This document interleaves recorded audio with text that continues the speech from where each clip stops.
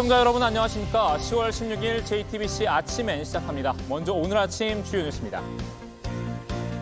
기초자치단체장 4명과 서울시 교육감 1명을 선출하는 재보궐선거가 오늘 일제히 시작됐습니다. 투표는 오후 8시까지 진행이 되는데 사전투표를 포함한 최종 투표 결과는 이르면 밤 12시쯤 나올 것으로 예상됩니다. 대통령실은 명태균 씨가 윤석열 대통령의 부인 김건희 여사와 나눴다고 주장한 모바일 메신저 대화에 포함된 오빠가 윤 대통령을 지칭한 게 아니라고 밝혔습니다. 명 씨는 JTBC 취재진에 친오빠는 정치적인 걸 논할 상대가 아니라며 관련 내용을 추가로 공개하겠다고 했습니다. 북한군이 러시아에 병력을 파병했고 러시아군이 이 병력으로 3,000명 규모의 대대급 규모를 편성 중이라고 우크라이나 매체들이 보도했습니다. 이에 대해 미 백악관은 우려스럽다고 밝히면서 사실 여부를 확인할 수 없다고 했습니다. 우리 축구 대표팀이 난적 이라크를 3대2로 꺾고 북중미 월드컵 예선 3연승을 달렸습니다. 주장 손흥민이 빠졌지만 오현규와 배준호 등 막내 공격수들이 맹활약했습니다.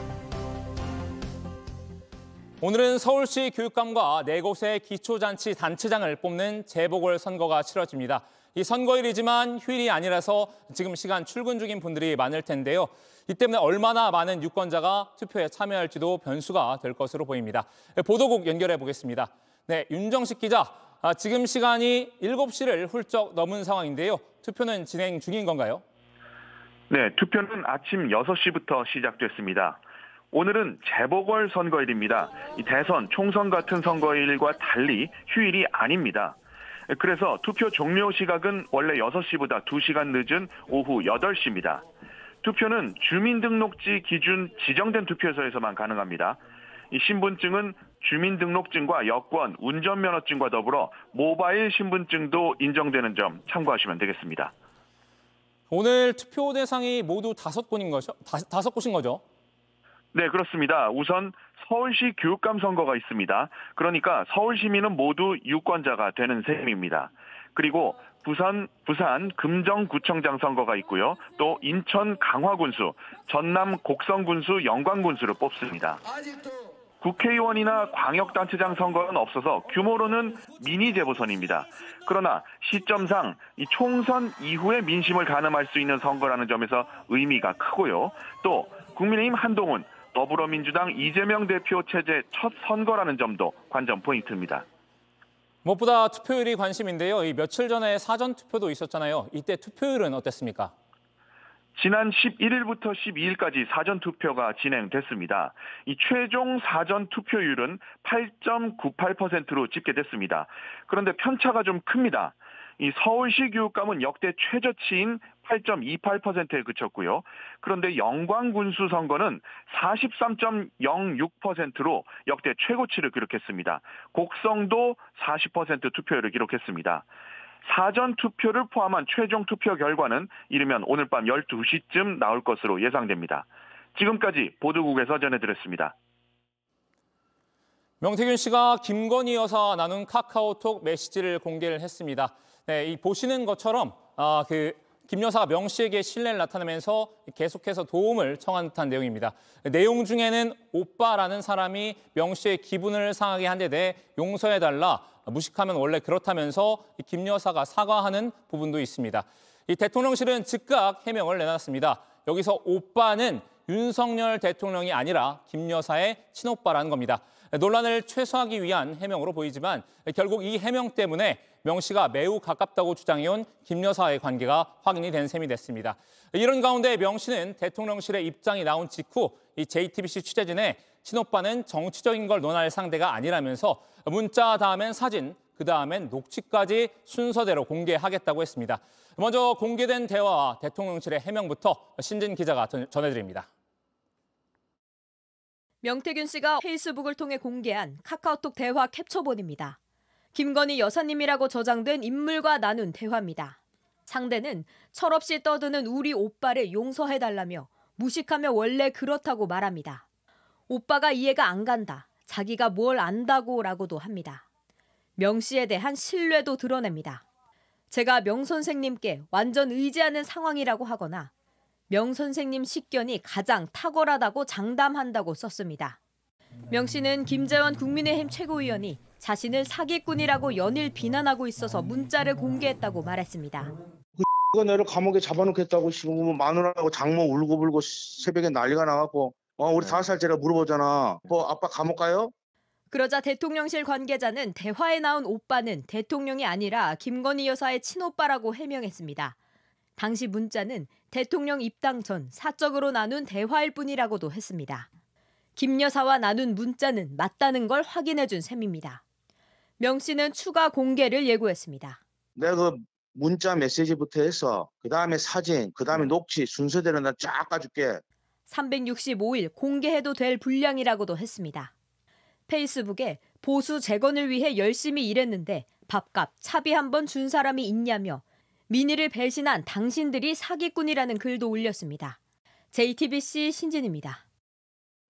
김건희 여사와 명태균 씨의 대화에서 언급되는 이준석 의원 역시 김 여사가 오빠라고 지칭하는 다른 사람은 알지 못한다면서 이 친오빠라는 대통령실의 해명을 반박했습니다. 야권은 일제히 친오빠면 더 문제라고 비판에 나섰는데요. 계속해서 이희정 기자입니다. 이준석 개혁신당 의원은 메시지가 공개된 직후 오빠는 항상 선거 기간 내내 철없이 떠들었다며 입당 전부터 당선 때까지 내내 철없었다는 것은 주지의 사실이라고 주장했습니다. 김건희 여사가 오빠로 지칭한 인물을 윤석열 대통령으로 해석한 걸로 보이는 대목입니다. 이후 대통령실에 친오빠 해명이 나오자 저는 김건희 여사가 오빠라고 지칭하는 다른 사람을 알지 못한다고 밝혔습니다. 그러면서 자신은 만나거나 대화한 일도 없다, 물론 용서받을 일도 없다고 했습니다. 정작 김 여사의 친오빠와는 일면식도 없다는 취지로 대통령실의 해명을 다시 반박한 겁니다. 민주당은 대통령실의 친오빠 해명을 두고서 친오빠면 비선 개입이 없어지냐며 친오빠면 더 문제라고 비판했습니다. 왜 대통령의 부인만 치해법권에 살고 있는지 제대로 된 한마디 해명이 없었습니다. 무식한 오빠가 대통령이든 아니면 김 여사의 친오빠였든 공천 개입과 여론 조작은 절대 용납할 수 없는 중대 범죄입니다. 당 관계자는 JTBC에 친오빠라면 가족의 국정 개입도 의심해봐야 한다는 의미라고 주장했습니다. 민주당은 또 명 씨의 폭로로 김건희 특검의 범위가 늘어났다며 윤 대통령 부부를 향해 공세 수위를 높였습니다. JTBC 이희정입니다. 북한이 이른바 평양 무인기 침범 사건을 빌미로 행동에 나섰습니다. 어제 남과 북을 연결하는 경의선과 이 동해선 도로를 폭발한 건데요. 김정은 국무위원장이 폭파 현장을 시찰했을 가능성도 제기됐습니다. 금강산과 개성공단에 이어서 육로까지 차단이 되면서 남북 경제협력 상징들의 모두 사망 선고가 내려졌습니다. 이재승 기자가 보도합니다. 펑하는 불꽃과 함께 아스팔트 잔해가 솟구치고 그 앞에는 개성시라는 표지판이 보입니다. 북한이 어제 낮 12시를 전후해 경의선과 동해선 도로를 각각 폭파했습니다. 폭파는 군사 분계선에서 북쪽으로 불과 10m 올라간 지점에서 이뤄졌습니다. 20m 폭의 도로를 검은 천으로 가리고 그 뒤 북쪽으로 약 70m가량까지 폭약을 심었습니다. 산산조각난 아스팔트 조각은 우리 쪽 땅까지 날아왔고 우리 군은 즉각 사격으로 대응했습니다. 폭파 현장에는 검은색 차량이 등장했는데 이를 두고 김정은 국무위원장 등 최고 지도부가 방문한 것 아니냐는 관측이 제기됐습니다. 북한과 마주한 접경 지역의 긴장감은 고조됐습니다. 경기도는 파주와 김포, 연천 등 3개 시군의 11개 지역을 위험지역으로 선포했습니다. 현재의 한국 정부에 대해서 갖는 적대감, 불만을 극적으로 표현하고 싶은 차원에서 충격적 보복을 쓴 거죠. 2020년 2월에 있었던 남북 공동연락사무소 폭파 때와 똑같은 메커니즘을 가지고 앞서 지난 2019년 금강산 관광 관련 시설물이 철거된 데 이어 2016년엔 개성공단이 가동을 멈췄습니다. 이번에 남북 간 육로까지 완전히 끊기면서 마지막 남은 남북경제협력 프로젝트에 사망 선고가 내려졌습니다. JTBC 이재승입니다. 북한이 남북 연결도로를 폭파한 것에 대해 미국 정부가 공개적으로 우려를 표했습니다. 미국 국무부는 브리핑에서 무력 충돌 위험을 키우는 어떤 행동도 중단할 것을 계속 북한에 촉구한다고 밝혔습니다. 이런 가운데 북한군이 러시아에 병력을 파병했고 러시아군이 이 병력으로 3,000명 규모의 대대급 규모를 편성 중이라고 우크라이나 매체들이 보도했습니다. 이에 대해 미 백악관은 우려스럽다고 밝히면서 사실 여부를 확인할 수 없다고 했습니다. 북한의 우크라이나 파병설은 이달 초 우크라이나 동부전선에서 북한군이 사망했다는 보도를 계기로 본격적으로 불거졌습니다. 밤사이 고속도로 곳곳에서 사고가 났습니다. 오늘 0시 반쯤 전북 장수군 익산 장수 고속도로에서 25톤 화물차가 앞서가던 화물차를 들이받았습니다.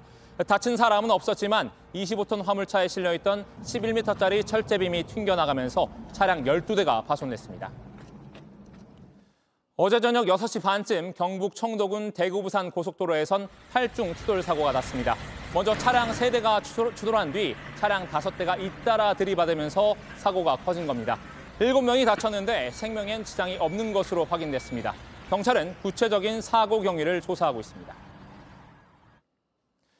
미국 대선을 20여일 앞두고 흑인인 해리스 후보에게서 등을 돌리는 흑인 남성들이 늘고 있습니다.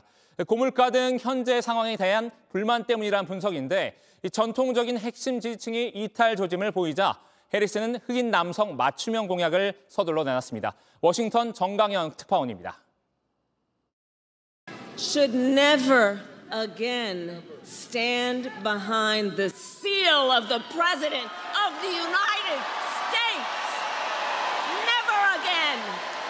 Never again. 목소리는 단호했지만 최근 해리스 후보는 흑인 남성이란 복잡한 함수와 씨름하는 중입니다. 최근 여론조사에서 흑인 여성 83%가 해리스를 지지하는 반면 흑인 남성의 지지율은 70%에 그쳤습니다. 이 때문에 오바마 전 대통령은 민주당의 지지 기반이었던 흑인 남성들을 강한 어조로 비판하기도 했습니다. Part of it makes me think that, well, you just aren't feeling the idea of having a woman as president. 하지만 이 발언은 역풍을 불렀습니다. 흑인 남성들은 여성들이 낙태를 꼽은 것과 달리 경제 문제를 가장 중요하게 여기는 것으로 조사됐는데 흑인 남성들의 이탈은 해리스가 여성이라서가 아니라 바이든 해리스 정부 기간 내내 고물가와 저임금 등에 시달린 것에 대한 불만 때문이란 반론입니다. The wage gap in 2019 was actually shrinking. Under Donald Trump's administration, his economic policies, his energy policies, and his regulatory policies. So that's the agenda that black men are looking at. 트럼프 역시 틈새를 파고들고 있습니다. Especially black men. I love black men. I love them. I love them. I have gone through the roof with black men. 비상이 걸린 민주당은 곧바로 대책 마련에 착수했습니다. 해리스 후보는 흔들리는 흑인 남성 표심을 잡기 위한 맞춤형 공약을 내놨습니다. 이 공약엔 흑인 기업가들에게 대출 혜택을 주고 기호용 마리화나를 합법화하는 등 주로 흑인 남성들을 수혜 대상으로 삼은 정책들이 담겼습니다. 워싱턴에서 JTBC 정강현입니다. 소설가 한강이 노벨 문학상 수상 이후 스웨덴 언론과 첫 인터뷰를 가졌습니다. 스웨덴 공영방송사 SVT와 서울 자택에서 진행한 인터뷰에서 한강은 이 여유를 갖고 글쓰기에 집중하고 싶다고 말했습니다. 영어로 질문을 받고 답한 한강은 발표 후 며칠이 지나자 전화벨이 울리지 않았고 차분하고 평온한 마음을 되찾았다고 했습니다. Told my father, please don't have that huge party and no, I want to be quiet and there are many troubles in the world and yeah, maybe we should be more calm. 앞서 한강은 12월에 열리는 노벨상 시상식에 참석하겠다고 예고했는데요. 현재 집필 중인 소설이 완성되는 대로 10월이나 11월에 노벨상 수상 소감문을 쓰기 시작할 것이라고 전했습니다. 미국 공화당 대통령 후보인 도널드 트럼프 전 대통령이 재집권 시 한국과 방위비 재협상 가능성을 시사했습니다. 트럼프는 현지 시간 15일 시카고 경제클럽 주최 대담에서 한국이 방위비 분담금을 더 내야 한다고 주장했는데요. 들어보시죠. And if I were there now, they'd be paying us $10 billion a year. And you know what? They'd be happy to do it. It's a money machine, South Korea. You're going to mention... 한미는 이달 초 2026년 방위비 분담금을 전년도 대비 8.3% 인상한 1조 5,192억 원으로 정했는데요. 연간 100억 달러면 약 13조 원으로 2026년 분담금의 거의 9배 수준입니다. 트럼프는 한국을 사랑한다면서도 우리가 한국을 북한으로부터 보호하고 있지만 한국은 아무것도 내지 않았고 이건 미친 일이라고 강조했습니다.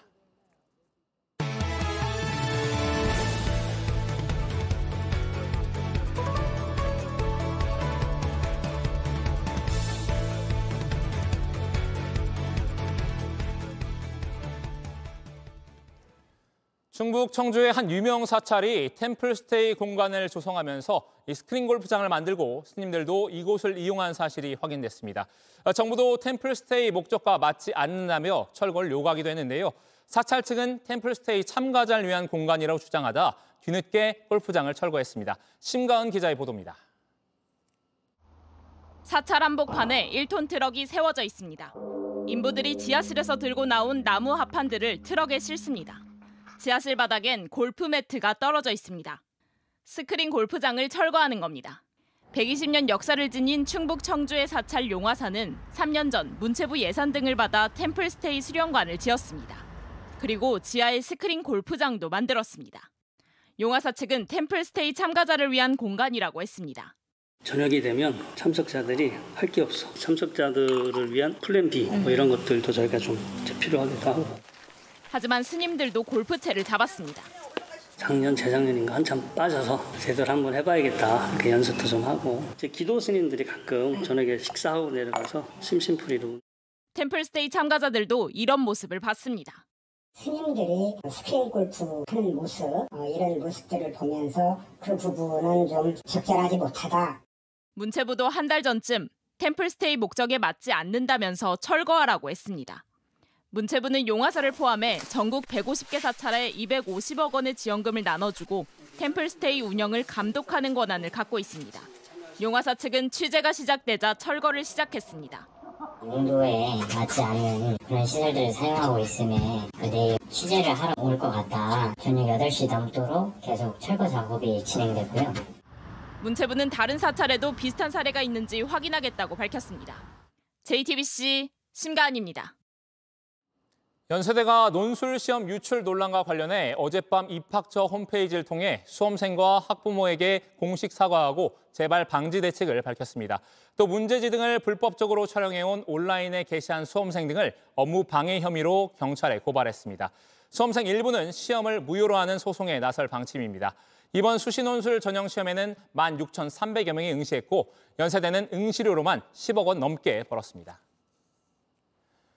어제는 시각장애인의 날, 흰 지팡이의 날이었는데요. 요즘 시각장애인들은 키오스크를 만났을 때 가장 난감하다고 합니다. 어디를 눌러야 하는지 모르겠고 음성 안내도 없는 경우가 많기 때문인데요. 이은진 기자가 보도합니다. 팔 한번 뻗어보실까요? 왼쪽으로. 그래서 중앙, 휴지 위쪽. 여기 벽에 붙어 있구나. 네. 되게 작네요. 네. 키오스크가 어디 있는지 찾는 것부터 쉽지 않습니다. 결제 화면인가요? 네, 오징어 묵은지 전 15,000원. 눌러도 소리가 안 나니 옆에서 사람이 일러주지 않으면 뭘 골랐는지 알 도리가 없습니다. 그냥 손으로 만졌을 때는 커다란 거울과 같이 그냥 커다란 유리벽 같은 그런 느낌이었던 것 같아요. 음성 안내 키오스크가 설치된 패스트푸드점은 그나마 좀 낫습니다. 이어폰 잭에 소지하신 이어폰을 꽂으세요. 방향키를 움직일 때마다 메뉴를 읊어줍니다. 더블 불고기 세트 선택, 단품 선택. 그래도 햄버거 하나 주문하는데 10분이 걸렸습니다. 이제 줄이 금방 길어지는데 그런 것들이 이제 좀 민폐를 끼치지 않을까. 인건비 부담을 덜기 위해 작은 식당들도 앞다퉈 들여놓으며 키오스크는 지난 4년 사이 3배 가까이 늘었습니다. 시각장애인들도 적응을 해야 밥 먹고 영화표 끊는 일상을 보낼 수 있습니다. 그래서 교육도 생겼는데 기계들이 소리를 다 말을 해주면 좋은데 말을 해주는 기계가 아직까지는 작아요. 음성 안내 키오스크가 전체 10대 중 1대에 불과한 현실은 벽입니다. 매장마다 장애인 친화 키오스크를 최소 1대는 놓도록 법은 바뀌었지만 유예 기간까지 따지면 음성 안내 기계 보급은 2026년에나 이뤄질 걸로 보입니다. JTBC 이은진입니다.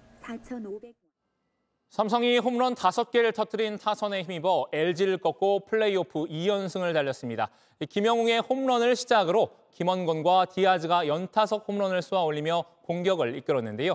선발 원태인도 호투를 펼치며 한국 시리즈 진출까지 단 1승만을 남겨놓게 됐습니다. 가을 야구 소식 오늘의 야구에서 전해드립니다. 두 팀이 1대1로 맞선 2회 말. 김영웅이 LG 선발 손주영의 변화구를 그대로 받아칩니다. 높게 뻗어가는 공, 오른쪽 담장을 살짝 넘어갑니다. 삼성의 리드를 가져온 김영웅의 솔로 홈런. 지난 1차전에서도 홈런을 터뜨렸던 김영웅이 플레이오프 2경기 연속 홈런을 쏘아 올렸습니다. 5회에는 김원곤이 2사 1루에서 왼쪽 담장을 넘기는 투런 홈런을 날렸는데요. 6회에도 선두타자 디아즈가 오른쪽 담장을 넘기며 한 점을 추가했습니다. 김원곤과 디아즈는 7회 각각 연타석 홈런을 쏘아 올리며 LG 마운드를 초토화시켰는데요. 결국 홈런 5방을 터뜨린 삼성이 LG를 10대5로 제압했습니다. 1차전에서도 홈런 3개로 6점을 냈던 삼성은 이날 2차전에서도 5개의 대포를 쏘아 올리며 7점을 뽑는 무시무시한 장타력을 선보였는데요. 선발 등판한 원태인은 7회 투아웃까지 실피안타 1실점 3진 3개로 호투하며 가을 야구에서 첫 승리를 따냈습니다. 저희 목표가 원래 홈에서 1, 2차전 모두 잡고 이제 잠실로 가는 거였기 때문에 오늘 경기 무조건 이겨야 된다고 생각을 했고 평소 이제 정규 시즌보다 좀 더 집중력을 발휘했던 게 오늘 경기 잘 던질 수 있었던 것 같습니다. LG는 9회 마지막 공격에서 박혜민과 김현수가 홈런을 터뜨리며 추격에 나섰지만 이미 벌어진 큰 점수차를 따라잡기에는 역부족이었습니다. 삼성은 캡틴 구자욱이 경기 초반 도루를 하던 중 무릎을 다쳐 3차전 출전이 어려울 것으로 보이는데요. 때문에 박진만 감독은 2연승을 거뒀지만 활짝 웃지 못했습니다. 양 팀은 하루 휴식 후 잠실로 자리를 옮겨 내일 3차전을 갖습니다. 오늘의 야구였습니다. 끝으로 날씨입니다. 오늘은 전국이 대체로 맑겠지만 동해안을 중심으로 가끔 비가 내립니다. 또 오전까지 가시거리 200m 미만의 짙은 안개가 끼는 곳이 많겠습니다. 낮 기온은 서울 24도, 부산 27도 등으로 어제보다 2도에서 3도 더 오르며 일교차가 크겠습니다. JTBC 아침엔을 마칩니다. 내일도 7시 반에 아침을 열겠습니다. 시청해주신 여러분 감사합니다.